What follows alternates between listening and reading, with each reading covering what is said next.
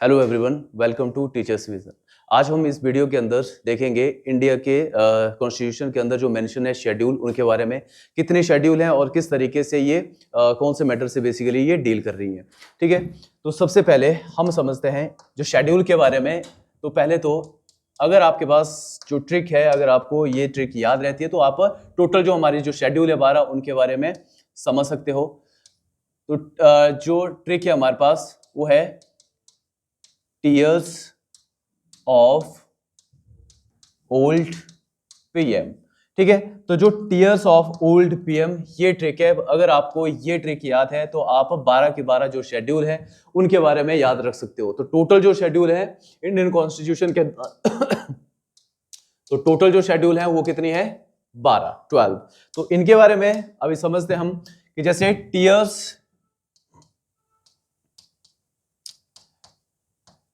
Tears of old PM, तो यहां पे टी से हो गया टेरिटरी,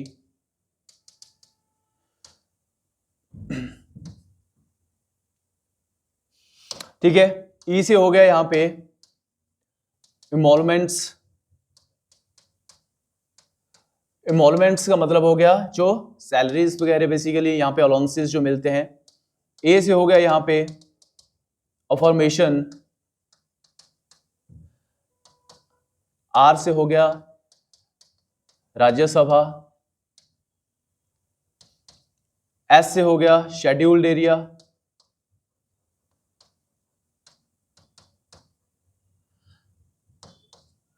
ओ से हो गया अदर शेड्यूल्ड एरिया।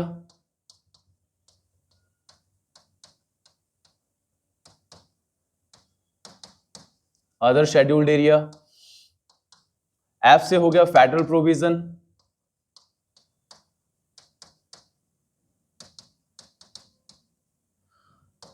ओ से हो गया ऑफिशियल लैंग्वेज।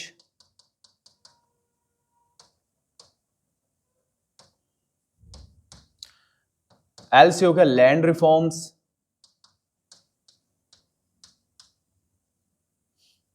डी से हो गया defection law.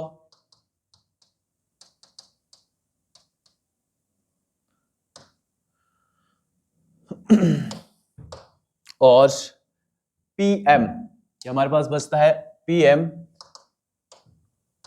P and M. तो पी से हो गया पंचायत, तो पंचायत से ये वाली शेड्यूल डील करती है। और एम से हो गया म्यूनिसिपैलिटी। ठीक है, तो इस तरीके से 12 शेड्यूल हमें देखने को मिलेगी।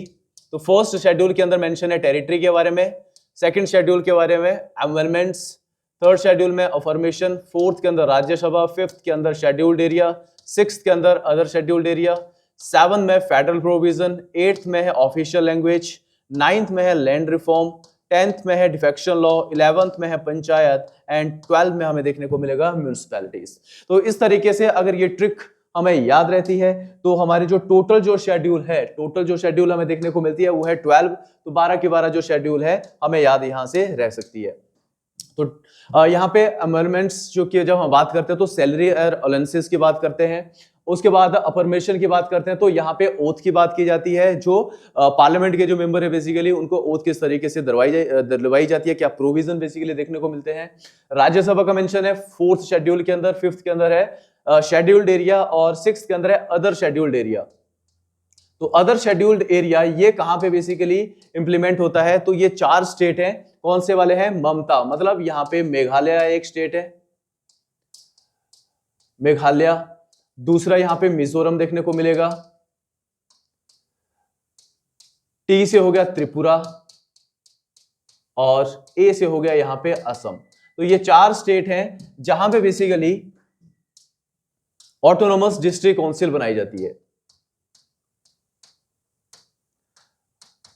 ठीक है, ऑटोनोमस डिस्ट्रिक्ट काउंसिल तो ये बेसिकली यहाँ पे बनाई जाएगी और ये जो शेड्यूल्ड एरिया है यहाँ पे इस तरीके से प्रोविजन जो है वो किए जाएंगे। बेसिकली ऑटोनोमस डिस्ट्रिक्ट काउंसिल यहाँ पे बनाई जाएगी जो कि उस डिस्ट्रिक्ट या पर्टिकुलर एरिया से रिलेटेड डिसीजन मेकिंग का यहाँ पे काम करेगी। जितने भी नेचुरल रिसोर्सेज यहाँ पे मिलेंगे सबसे पहले परमिशन जो ली जाएगी वो इस जो ऑटोनोमस डिस्ट्रिक्ट काउंसिल है यहाँ से ली जाएगी, उसके बाद ही इंप्लीमेंट जो है वो उसको किया जा सकता है।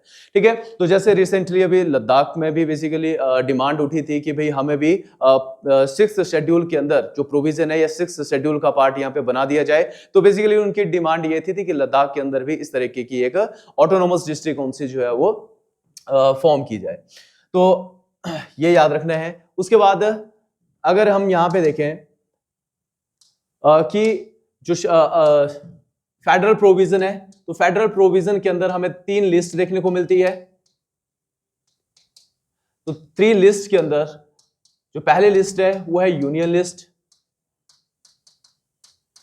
दूसरे नंबर पे आती है state list and third number पे हमें देखने को मिलेगी यहां पे कॉन्करेंट लिस्ट। इसका मतलब ये हुआ कि जो नेशनल मैटर के, ठीक है, जो राष्ट्रीय हित के नेशनल सब्जेक्ट बेसिकली हमें नेशनल मैटर के जो इशू देखने को मिलते हैं उनसे जो डील करेगी वो करेगी हमारी सेंट्रल गवर्नमेंट, और जो स्टेट सब्जेक्ट होंगे उनसे जो डील करेगा वो स्टेट गवर्नमेंट होगी। और जो जहां पे दोनों यहाँ पे कानून बना सकते हैं वो जो ऐसे सब्जेक्ट जहां पे दोनों सेंट्रल गवर्नमेंट हो स्टेट गवर्नमेंट हो दोनों जहां पे लॉ मेकिंग का काम करती हैं उसको हम बोलते हैं कॉन्करेंट लिस्ट। अगर एग्जांपल यहाँ पे समझे कि भाई यूनियन लिस्ट की अगर हम बात करें यहाँ पे कौन से सब्जेक्ट आते हैं, जैसे डिफेंस से रिलेटेड, ठीक है, बैंकिंग सेक्टर हो गया, करेंसी हो गया, ये सारे हमें देखने को मिलते हैं यूनियन लिस्ट के अंदर, ये सब्जेक्ट आते हैं। स्टेट की जब हम बात करते हैं तो फॉरेस्ट हो गया, एग्रीकल्चर हो गया, ठीक है, तो ये हमें देखने को मिलेगा, पुलिस हो गया, हेल्थ हो गया, ये सारे के सारे स्टेट लिस्ट के सब्जेक्ट हैं। कॉन्करेंट लिस्ट की अगर हम बात करते हैं कि चाहे वो स्टेट गवर्नमेंट हो या फिर सेंट्रल गवर्नमेंट, दोनों इसके अंदर अपना कानून बना सकती है, वो आती है आपकी कॉन्करेंट लिस्ट।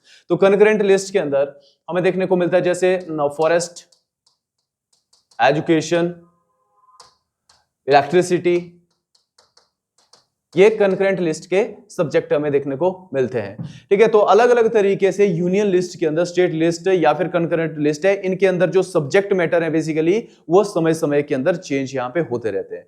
ठीक है, तो याद रखो कि इस तरीके से यूनियन लिस्ट के अंदर अगर ओरिजिनली अगर हम बात करें यूनियन लिस्ट के अंदर जो सब्जेक्ट थे वो थे 97, स्टेट लिस्ट के अंदर जो ओरिजिनली जो सब्जेक्ट थे वो 66 थे, और कॉन्करेंट लिस्ट के अंदर 52 हमें देखने को मिलते हैं जो ओरिजिनल है। कॉन्करेंट लिस्ट के अंदर अभी हमें 47 के आसपास देखने को मिलते हैं, स्टेट लिस्ट में 61 है और यूनियन लिस्ट में 100 सब्जेक्ट जो है वो देखने को मिलते हैं। तो ये समय समय में चेंज भी होते रहते हैं। तो अगर हम यहाँ पे ऑफिशियल लैंग्वेज की बात करें, 8th शेड्यूल के अंदर मेंशन है हमारी ऑफिशियल लैंग्वेज। तो ऑफिशियल लैंग्वेज ये जो 8th शेड्यूल है हमारी, तो क्वेश्चन बनता है कि जैसे 8th शेड्यूल की जब हम बात करते हैं 8th शेड्यूल, तो 8th शेड्यूल के अंदर जो ओरिजिनली हम बात करते हैं कि कितनी लैंग्वेज इसके अंदर मेंशन थी, ओरिजिनली लैंग्वेज जो मेंशन थी वो थी 14 स्टार्टिंग के अंदर। ओरिजिनली का मतलब क्या हुआ, जब हमारा संविधान, हमारा जो कॉन्स्टिट्यूशन था, जब इसको इन्फोर्स किया गया बेसिकली 1950 के अंदर, तो उस टाइम पीरियड पे जो टोटल जो लैंग्वेज थी इसके अंदर वो थी 14 ओरिजिनली। लेकिन अगर हम एट प्रेजेंट अगर हम बात करें कि अभी कितनी है, तो करंट की बात करें कि अभी कितनी थे, तो करंट में 22 हमारे पास ऑफिशियल लैंग्वेज जो है वो देखने को मिलती है। 22 ऑफिशियल लैंग्वेज से दो चीजें मोस्ट इंपॉर्टेंट हो जाती है। इन 22 लैंग्वेज में से इंग्लिश जो है वो ऑफिशियल लैंग्वेज नहीं है, मतलब यहाँ पे इंग्लिश नहीं आती है।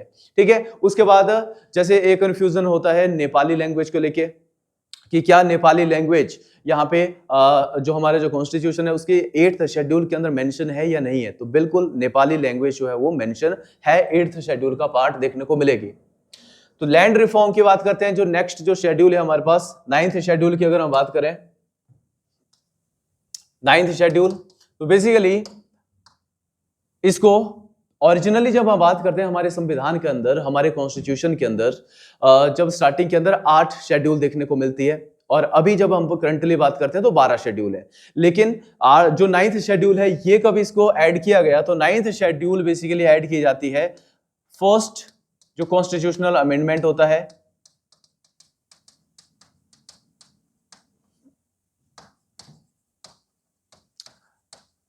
फर्स्ट जो कॉन्स्टिट्यूशनल अमेंडमेंट हुआ कब हुआ, 1951 के अंदर। ठीक है, तो इस टाइम पीरियड पे जो 9th शेड्यूल थी बेसिकली इसको यहाँ पे ऐड कर दिया गया, और फर्स्ट कॉन्स्टिट्यूशनल अमेंडमेंट जो होता है यहाँ पे हमें देखने को मिलेगा अबोलिस्ट थी या अबोलिशन ऑफ जमींदारी सिस्टम।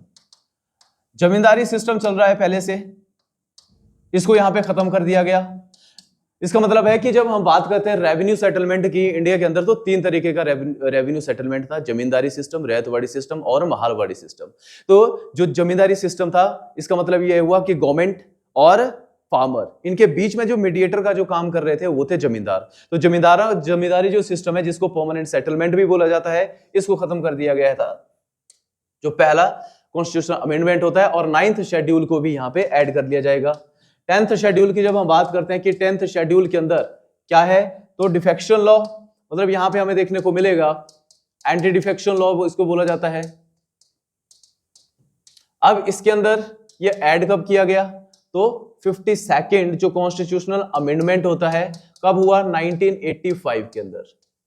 ठीक है, तो जो 10th शेड्यूल है बेसिकली इसको ऐड कब किया गया, इसको किया गया जो 52nd कॉन्स्टिट्यूशनल अमेंडमेंट है कब हुआ, 1985 के अंदर होता है। अब यहाँ पे होता क्या है कि 1960s का जब टाइम पीरियड था तो हरियाणा का एक एमएलए बेसिकली हमें देखने को मिलता है जिसका नाम होता है गयाराम। तो वो क्या करता है कि 15 दिन के अंदर अंदर 4 पार्टी जो है वो चेंज कर देता है। ठीक है, जहां से उसको ज्यादा फेवर बेसिकली मिल रहा है वहां पे वो क्या कर रहा है, अपनी पार्टीज जो है वो चेंज कर रहा है। तो यहाँ पे सुप्रीम कोर्ट भी यहाँ पे निर्देश देता है, और सुप्रीम कोर्ट बेसिकली एक बहुत ही फेमस यहाँ पे स्टेटमेंट है आयाराम और गयाराम की। ठीक है, कि आयाराम और गयाराम, तो यहां पे क्या होता है कि वो अपने फेवर के लिए बहुत सारी पार्टीज जो है वो चेंज करेगा, और यहाँ पे फिर पार्लियामेंट क्या करेगी, यहाँ पे एक अमेंडमेंट होगा बेसिकली, और 10th शेड्यूल जो कि होगा यहाँ पे 1985 के अंदर 52nd अमेंडमेंट किया जाएगा, और 10th शेड्यूल यहाँ पे जोड़ी जाएगी। बेसिकली ये यहाँ पे बताती है कि कोई भी अगर एमपी हो गया, एमएलए हो गया, अगर वो इसी तरीके से पार्टी अगर चेंज करता है तो उसकी जो मेंबरशिप है बेसिकली उसको यहाँ पे कैंसिल किया जा सकता है। तो उससे रिलेटेड प्रोविजन जो है वो एंटी डिफेक्शन लॉ या 10th शेड्यूल इसके अंदर किए गए हैं। लेकिन हालांकि इसके अंदर कुछ एक्सेप्शन भी है। अब यहाँ पे अगर 2/3 अगर मेंबर होंगे किसी पार्टी के, अगर वो डायरेक्टली यहाँ पे चेंज कर देते हैं अपनी पार्टी को, या 2/3 मेंबर पार्टी को छोड़ देते हैं बेसिकली, तो वो कंसीडर यहाँ पे नहीं किए जाएंगे एंटी डिफेक्शन लॉ के अंडर। ठीक है, तो बहुत सारे और भी इसके अंदर प्रोविजन हमें देखने को मिलेंगे। फिलहाल हम समझ रहे हैं हमारी जो शेड्यूल है उनके बारे में। उसके बाद 11th शेड्यूल की जब हम बात करते हैं, 11th शेड्यूल, ठीक है, पंचायत से रिलेटेड है। ठीक है, पंचायती राज हमें देखने को मिलेगा यहाँ पे। तो पंचायती राज कब ऐड किया गया, 73rd कॉन्स्टिट्यूशनल अमेंडमेंट 1992। तो पंचायत से रिलेटेड है, पंचायतों को बेसिकली यहाँ पे कॉन्स्टिट्यूशनल स्टेटस जो है वो दे दिया गया। ठीक है, संवैधानिक दर्जा यहाँ पे दे दिया गया पंचायतों को, तो ऐड कर दी गई 11th शेड्यूल।